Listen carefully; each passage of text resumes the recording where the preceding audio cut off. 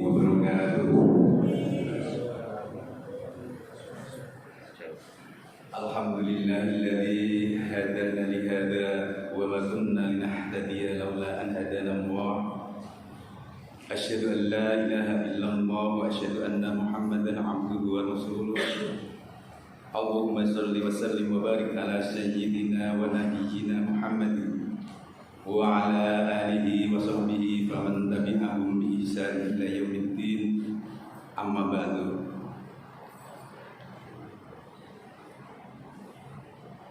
Jamaah salat subuh yang saya hormati dan mudah-mudahan diberkahi oleh Allah Subhanahu wa taala.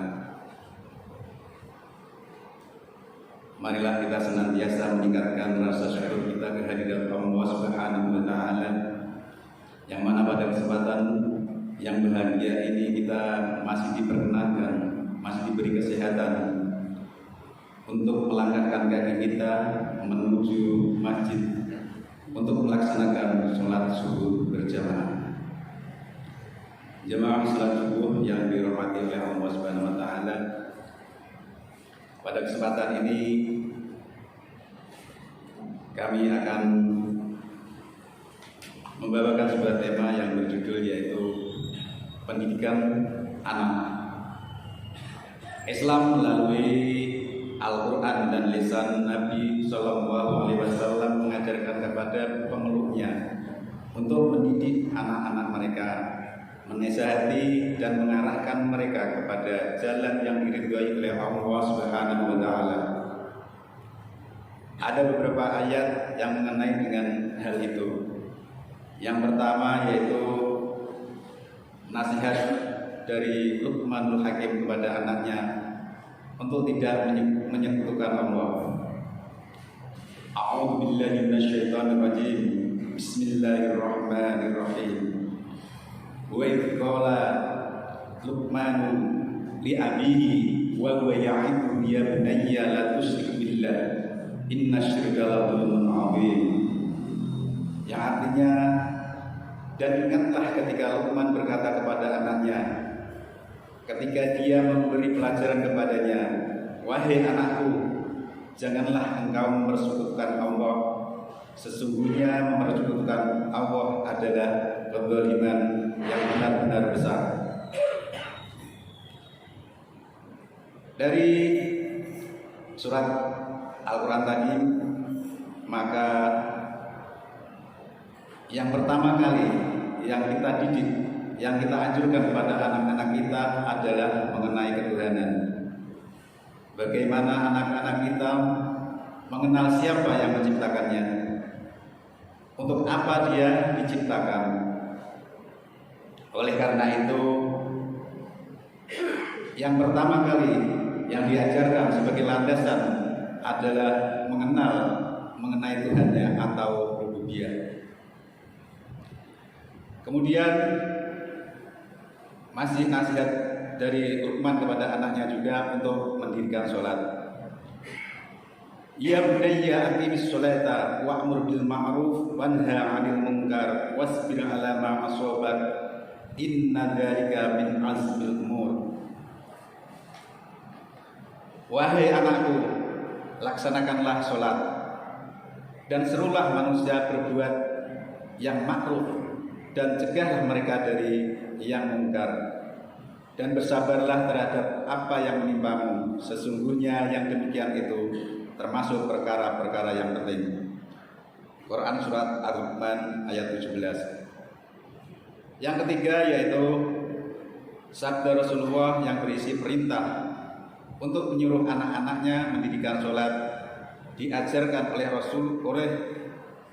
Abdullah bin Amr radhiyallahu an, Rasulullah sallallahu alaihi wasallam bersabda,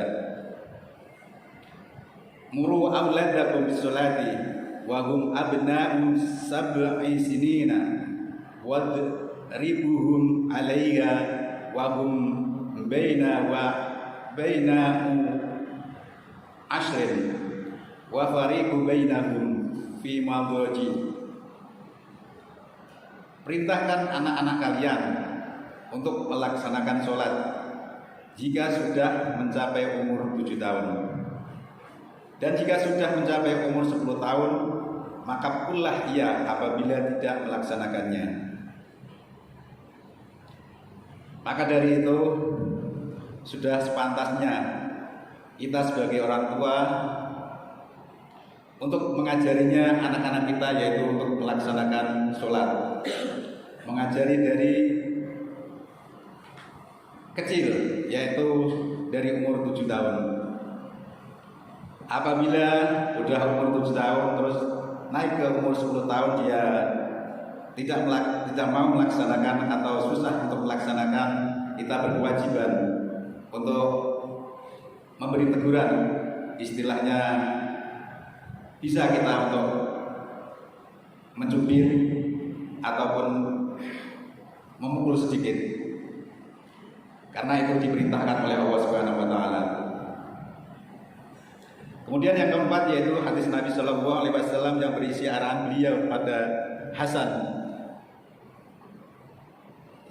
yang terkait larangan keluarga Nabi Shallallahu alaihi wasallam memakan harta sedekah, yang diriwayatkan oleh Abu Hurairah.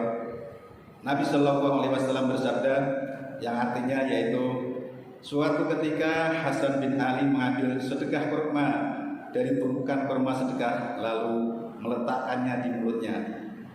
Maka Rasulullah Shallallahu alaihi wasallam menegurnya, "Hai, buanglah itu. Tidaklah engkau tahu bahwa kita tidak makan harta sedekah." Hadis riwayat Muslim.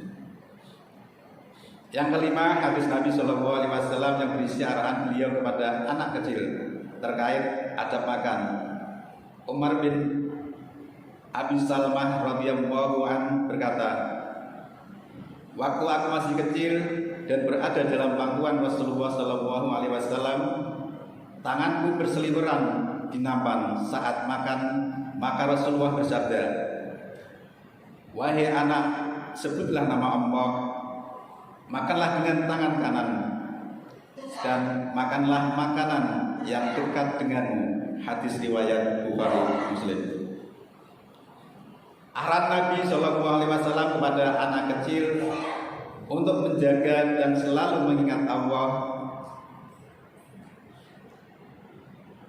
yang menjadi kesimpulannya yaitu ayat dan hadis di atas menunjukkan bahwa salah satu persoalan yang sering kali diabaikan oleh kebanyakan orang tua adalah mengajari atau mengarahkan serta menasihati anak-anak